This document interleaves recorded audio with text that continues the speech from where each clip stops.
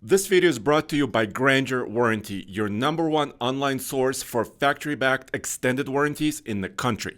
We've got the 2025 Hyundai Ioniq 5 XRT model. Tommy, what are we doing with it? That's right, guys. We're going to take this new XRT and put it through our all-wheel drive torture test before bringing it into our off-road pit to find out if this off-road package is more than just an appearance group. Welcome to the TFL slip test. Now, in this test, we get various wheels stuck on purpose in these rollers to see how the all-wheel drive system works to get us unstuck. And this first test is the front wheel slip test. So both front wheels are going to be stuck in the rollers, and the rear wheels are going to have to spin if we're going to get unstuck. So let's see how that torque transfer is to the back motor. Now this is a dual motor setup. There's one motor in the front, one in the back. So that rear motor is gonna have to start spinning to get us unstuck. Let's see if it works. So we're settled on the rollers, in a neutral. Make sure the car is nice and settled, and then in a drive, and then gentle on the throttle, or in this case, the accelerator, in 3, 2, 1. All right, so you can see right off the bat that rear motor was ready to go. There was no drama. Pulled us right down. Good result. Now, when we're looking at tires here, we've got a set of the Continental Cross-Contact Traction Plus tires. It's kind of a mild all-terrain, but it's a lot better than what you get on a standard Ioniq 5. And by the way, if you're looking at a Hyundai Ioniq 5 and you want that peace of mind of an extended warranty, you gotta check out Grainger Extended Warranties, the #1 extended warranty provider in our book. Check them out using the link below. The Ioniq 5 XRT model is going to give you a couple different things, one of which is this camouflage cladding and also on the front bumper. I don't know how I feel about it. It is different, but it is kind of quirky, but that is kind of what Ioniq 5s have always been. The other thing you're gonna get with the XRT trim is orange recovery hooks, both on the front and rear. Don't know how often you're actually going to be using them, but you got them if you need them. One of the best things you get with the XRT is 18-inch wheels with all-terrain tires. Definitely gonna need that if you are planning on taking this off the paved road. Always a nice thing to have.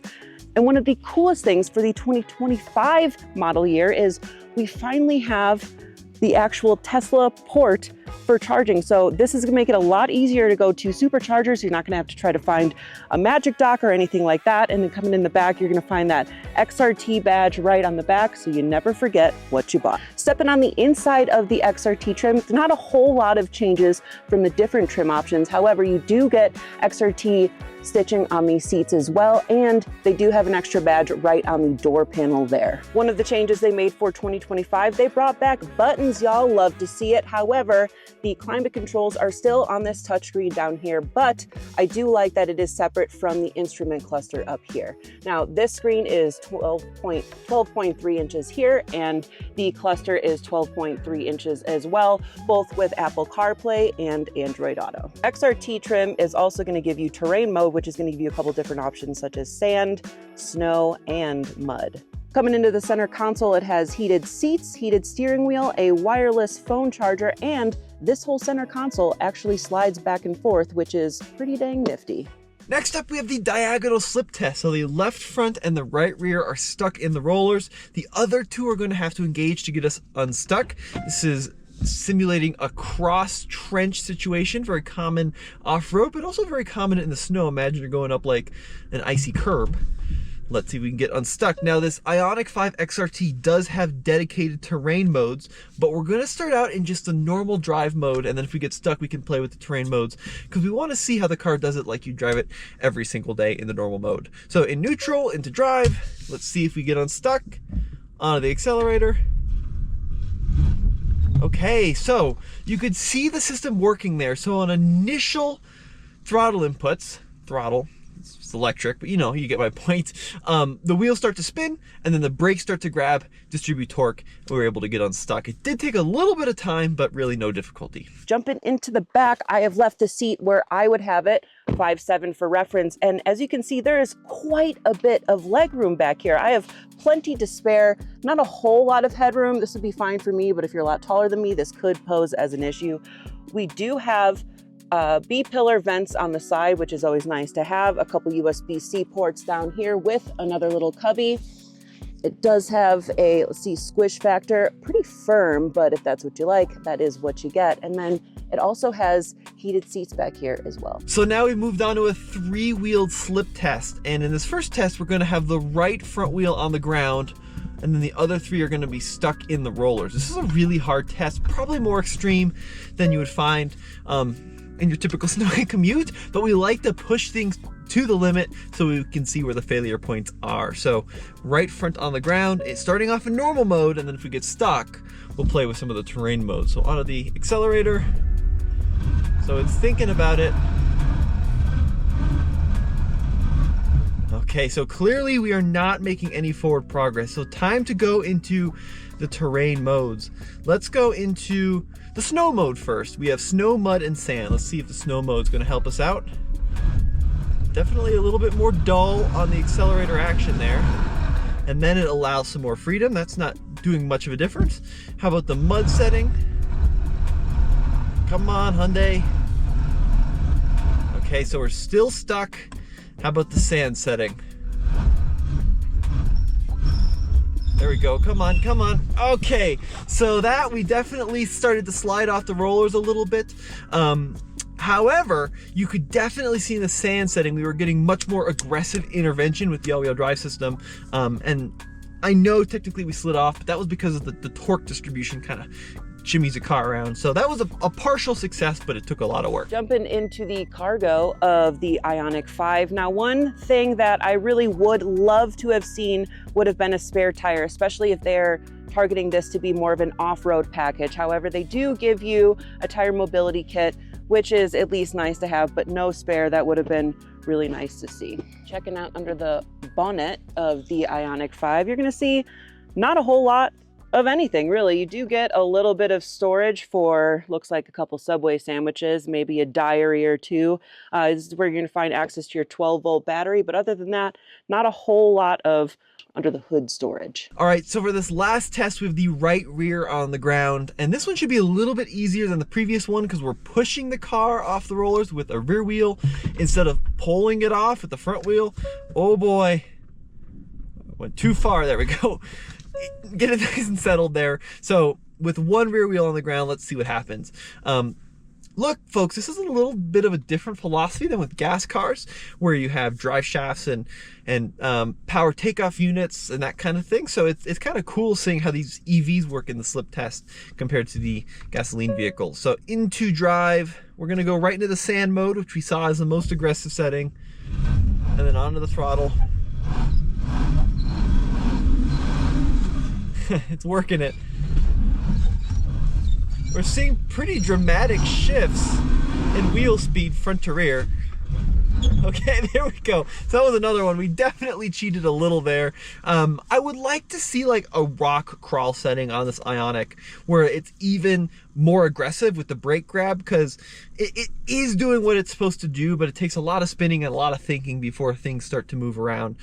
So I think a rock crawl setting where it just immediately clamps down on the brake activation, or even like a crawl control like Toyota does, would be really beneficial in this car for at least that slow speed all-wheel drive grip. So as we head into the Onyx Off-Road Andre's pit course, Jen, give us some numbers here. So we've got 320 horsepower, 446 pound-feet of torque with an 84 kilowatt-hour battery, giving us about 259 miles of range. And what's crazy about the Ioniq 5 is you have such a variation in kind of the character of the car.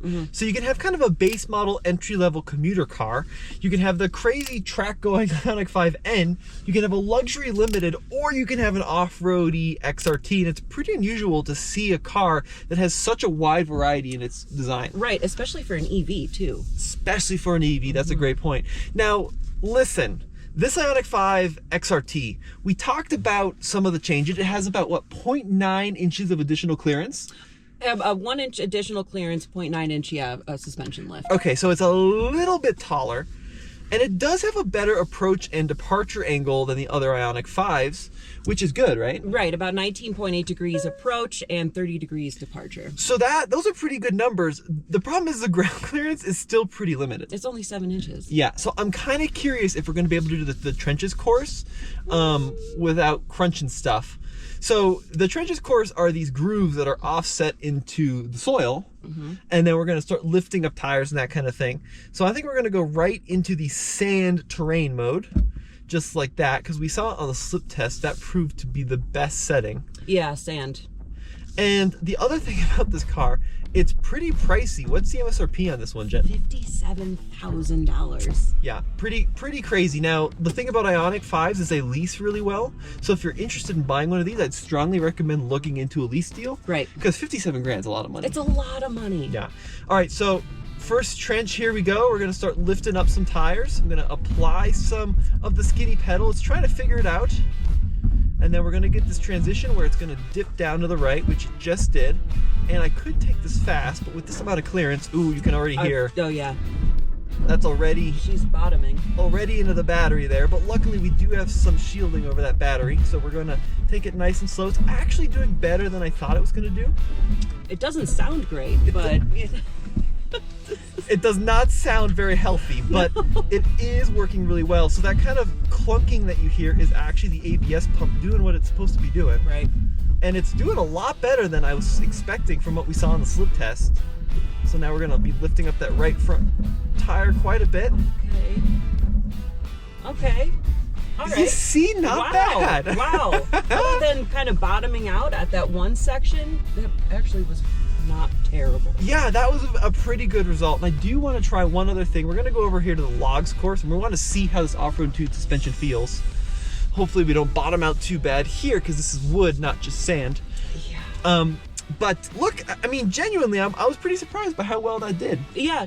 I really thought that we were going to get stuck a lot quicker, and I thought we were going to bottom out a lot sooner as well. And that course is going to be a lot more difficult than what your typical Ioniq 5 owner is ever going to tackle, right? Yeah. So here we go over the logs course. It's pretty firm. Gonna take it nice and easy. It's actually not as hard as I thought it would be to go slowly. It's pretty easy to modulate. It's pretty firm. Oh man. So the competition of this car, there's one big competitor in this class, which is the Mach-E Rally by Ford. And look, we talked about the price of this vehicle seeming pretty high, but that's also a very expensive vehicle. And that's gonna be more like a rally-oriented design, right? This is more of like a kind of a fun, you know, off-road adventure style design. I say off pavement. Off pavement. Yeah, I would say off pavement. I like that. I think you're right. So I think like what, for mild service roads, dirt roads, this would be perfect. Yes, yeah, this would be great. And it's also great for snowy environments because you get a better tire out of the box than what you get on a standard Ioniq 5. So there are some big improvements, but it definitely isn't like a full-blown rock crawler. No, this still, you know, you like you said, you do still get some improvements, like a little bit of suspension raise, 18-inch wheels, recovery hooks, but this is still kind of an appearance package. More or less, yeah. I'm glad that Hyundai's taken it further than they have in previous XRTs. Like they've actually given it some software and hardware changes, but it still's pretty mild. Yeah. All right, Tommy, we actually made it through the trenches. How do you think it did overall? I think overall I was more impressed than I expected it to be. I do agree with you. It still is largely an appearance group, but with things like the recovery points and that additional lift combined with some of the traction modes, I actually think it did quite a bit better than I was expecting. You know, I thought we were going to get stuck high-centered, bottomed out with just 7 inches of ground clearance, but we were able to kind of power through. Yeah, agreed. Now, folks, if you want to find out more about the Ioniq 5 XRT, head over to tflcar.com. And as always, has been Tommy. And Jen. We'll see you next time. Thank you so much for watching. You guys love car and trucks? Well, I've got 3 great podcasts that you will enjoy listening to because we are deep into cars and trucks. And talking about trucks, right here is my man Andre and Case working on the next episode of Talking Trucks, where they delve deep into everything that is truckish, including breaking truck news, talking about the different models that are coming up, and of course, tearing down the world of trucks as only Andre and Case know how to do. But if trucks are not your thing, and cars are sort of your thing, check out Carish, our podcast that is sort of car adjacent with Jen and Mary being the ish part of Carish. And finally, Tommy and myself talk all about cars at TFL's Car Chat, where we look into the newest models, talk about what's happening in the world of cars, break down the latest news. All 3 of these podcasts are available wherever you get your podcasts, so check them out. I think you'll really enjoy them.